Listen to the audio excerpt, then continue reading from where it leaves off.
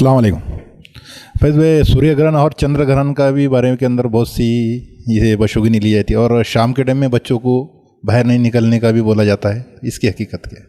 भाई ने एक सवाल किया कि सूरज और चांद ग्रहण की क्या हकीकत है, जो कि हम नहुसत के बारे में या लोग जो चीज़ों को मनहूस समझते बात करें। सूरज और चांद ग्रहण की कोई हकीकत नहीं है सिवाय ये अल्लाह की निशानियों में से है कि अल्लाह किस तरह से एक चमकते हुए सूरज को दिन दहाड़े अंधेरा कर सकता है, इसी तरह क़यामत के रोज़ इसको मुकम्मल बुझा देगा। और किस तरह से एक चमकते हुए चाँद को अल्लाह ताला रात में जो है अंधेरा बिल्कुल एकदम डार्क कर देता है, जो सफ़ेद चमकता है खूबसूरत कर देता है, इसी तरह रोज़ क़यामत अल्लाह ताला इस चाँद को ढाक लेंगे और ये अपनी नूर को, अपनी जो रोशनाई को जो है, अपने रिफ्लेक्शन को जो है छोड़ देगा। ये एक निशानी है कि अल्लाह कैसे इन अलामतों को जो इतनी बड़ी है दुनिया में बताता है, मैं ख़त्म भी कर सकता हूँ छोटी। जैसा कि क़यामत से पहले हम सोते रहेंगे, तो इसका नमूना ये कि असहाब कहफ को देख लीजिए, कितने 100 साल दुनिया में सोते रहे फिर ज़िंदा हो गए, तो वैसे ही क़यामत दिन भी उठ जाएंगे। तो ये नमूना है सूरज और चांद ग्रहण, ये अल्लाह की निशानियाँ हैं। इसके ताल्लुक़ से हमारा कोई अक़ीदा नहीं होना चाहिए, कोई फ़ेल और कोई बदफ़ेली नहीं। आइए हदीस के अल्फाज इस तरह से, नबी अकरम सल्लल्लाहु अलैहि वसल्लम के बेटे का इंतकाल हुआ, सहाबा ने कहा, और उस दिन सूरज ग्रहण हो गया।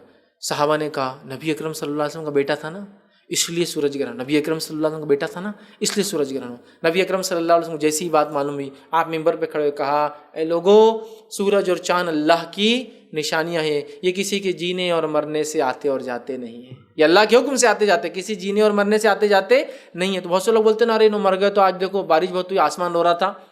कोई आसमान किसी के लिए नहीं रोता, कोई सितारा किसी के लिए नहीं रोता, कोई चाँद और सूरज ग्रहण किसी नबी के बेटे के इंतकाल पर भी अपने कोर्स को, अपने टाइम को और अपनी जो उसकी मदार, उसके ऑर्बिट्स में घूमना छोड़ता नहीं। याद रखिए, समझ रहे आप इस बात को?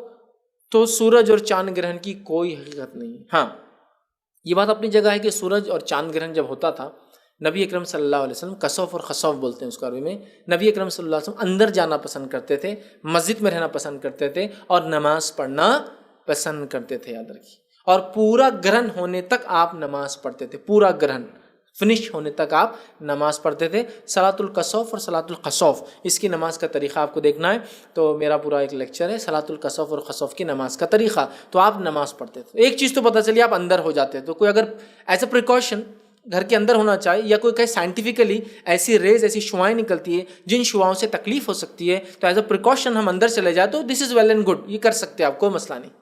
लेकिन इस बुनियाद पर नहीं कि चाँद तकलीफ़ में है, सूरज तकलीफ़ में है, अब अगर बाहर निकलेंगे तो वो हम पे शापित, मतलब हमको कुछ तो भी लगा देगा। लोग यही समझते हैं सूरज तकलीफ़ में रहता बोले ग्रहण के टाइम पे, चाँद तकलीफ़ में रहता, जबकि आपको अगर फिजिकल में बताऊं तो तकलीफ़ में कुछ रहता ही नहीं।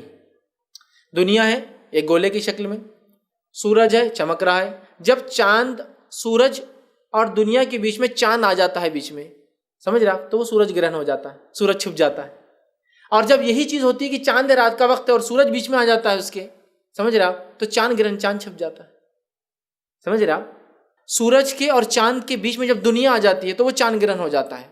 और उसी तरह जब सूरज होता है और चाँद उसके सामने से गुजर जाता है, एक दिन होता है ऐसा मौका, तो तब दुनिया उससे जो है सूरज ग्रहण होता है, मतलब सूरज की रोशनी आना बंद हो जाती है चाँद की वजह से। और दूसरे उसमें ये होता है कि दुनिया बीच में, जिससे सूरज की जो रोशनी चाँद पर पड़ के रिफ्लेक्ट होती है, दुनिया के आने की वजह से रिफ्लेक्शन बंद हो जाता है।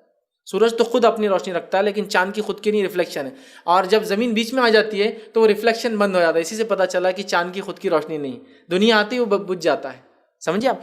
तो बहरहाल ये है, तो ना कोई मुश्किल में आता है, ना कोई तकलीफ में आता है, ना कोई एक पे एक ऑर्बिट में चलता है, सब अपने अपने मदार में घूम रहे। समझिए आप बात को? तो लिहाजा सूरज और चाँद ग्रहण की कोई हकीकत नहीं है। बहुत से लोग बोलते हैं सूरज और चाँद ग्रहण के वक्त प्रेग्नेंट औरत ने काम नहीं करना, चूल्हा नहीं जलाना, छुरी का इस्तेमाल नहीं करना, लोहे का इस्तेमाल नहीं करना, औजार का इस्तेमाल नहीं करना। छुरी का इस्तेमाल करे तो बच्चे का ये कट निकलता या उंगली कट निकलती, एक्स्ट्रा उंगलियाँ आ जाते, एक्स्ट्रा ये हो जाता, बच्चा ऐसा होता, बच्चा वैसा होता। ये सब बेबुनियाद, फालतू, बेबुनियाद तौहाम, वहम, सारी चीज़ें बेकार की है। इस्लाम में इसका कोई अक़ीदा नहीं है। अल्लाह ताला बच्चों को माँ के पेट में जैसा चाहे बनाता है। वो कटिंग जो होती है वो बीमारियों की वजह से, कुछ चीज़ों के अनडेवलप होने की वजह से, उसका कोई सूरज और चाँद ग्रहण से लेना देना बिल्कुल भी, याद रखिए, नहीं है। रहा मगरिब की बात,